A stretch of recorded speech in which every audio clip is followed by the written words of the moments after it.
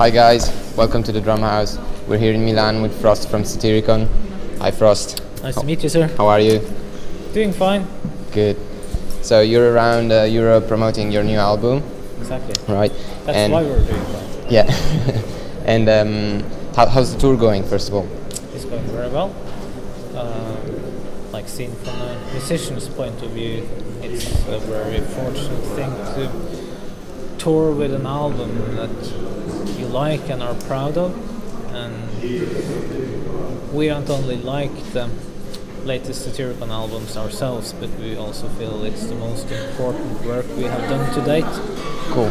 It's self-titled, yeah, right? We have put our hearts and souls into this album, and yeah, we named the album after ourselves because we feel it encompasses the Satyricon spirit and represents a full journey through the Satyricon landscape.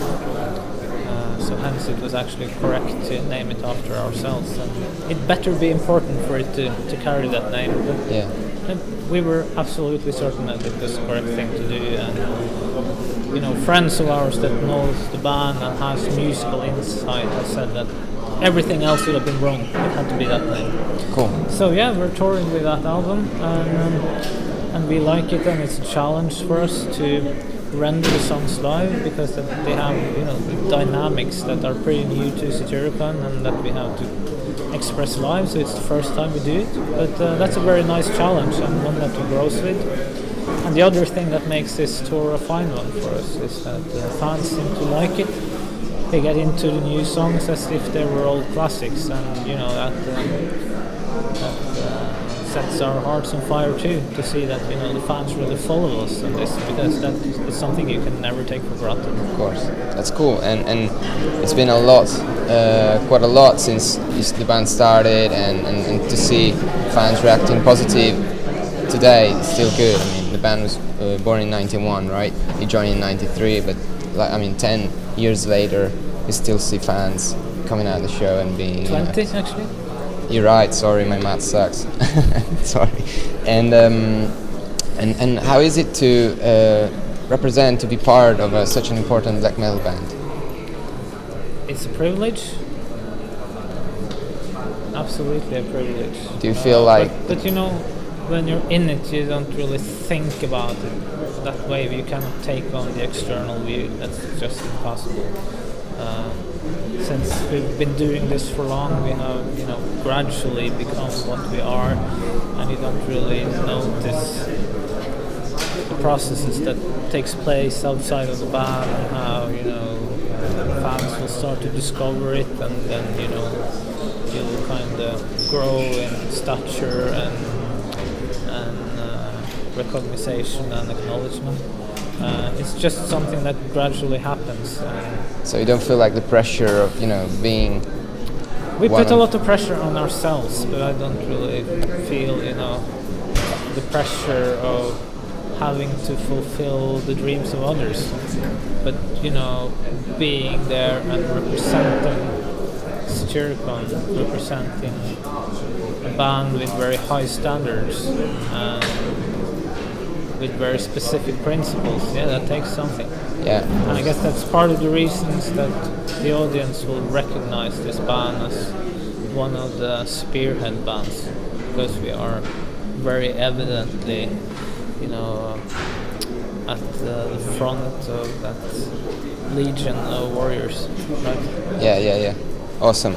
And what about your preparation on drum? Did you start self-taught, or?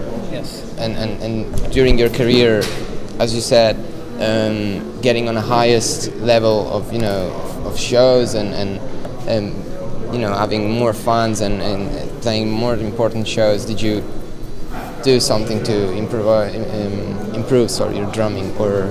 Yeah, I did, but I did all the wrong things basically. I've never been educated musically. I started out as a drummer who just bought a drum kit and wanted to play speed metal, or at least that is what it was called. And in the 80s, and I didn't care about learning the basics and getting to understand timing and precision or any such thing. I just wanted to play that kind of music that I liked. And I found those other steps leading the way there that they were unnecessary to me and boring. And I was still like that when I entered Satyricon. I was a completely horrible and lousy drummer. I couldn't even keep a simple beat, So you cared more So about... I got into the band perhaps more because of my burning passion and spirit than anything else. I think Satyr had a belief that this band needs someone with that artistic presence and that burning flame inside rather than a skilled and technical musician.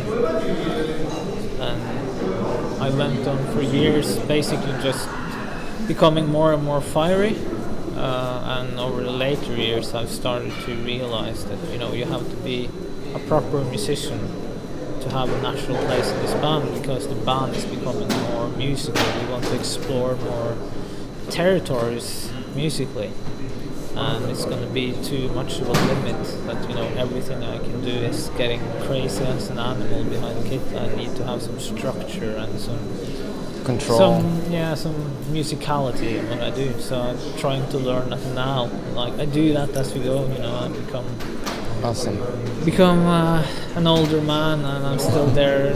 Starting to learn the basics now. But that has its own challenge and its own charm. Even if I would have done things differently if I were to start this today, I don't recommend anyone to do things the way I did. But learn the basics first, learn to understand your role in the band, listen to what the guitarists are doing and the vocals, and only focus on having as many hits on the drums as you can push in there, because it makes no sense in the long run. Exactly. So this is really good. So for you, your point of view is more musical than technical on drums. And how do you translate this in a writing procession when you're when you're writing songs? Yeah, Satyr writes the foundation of the songs, and I take part in creating the rhythmics and coming up with beats and different rhythmical solutions, which is a huge task in itself. And we try to be more and more musical about it. And as for the technical side of it, it has more to do with removing limitations. Whenever we feel that the solution demands something specific, some specific kind of beat, some specific kind of rudiments or combinations of rhythmical happenings, then I try to learn the techniques necessary in order to carry it out, and then afterwards I try to fine-hone it and really make it sound musically correct and to get the right energy and feeling to it. So it's quite a bit of work. Awesome. Yeah, it's really nice. Okay, we haven't got much time today, but thank you very much for participating into the Drum House. Have a nice show and have a nice tour. Thank you so much. See you later. See you. Take care.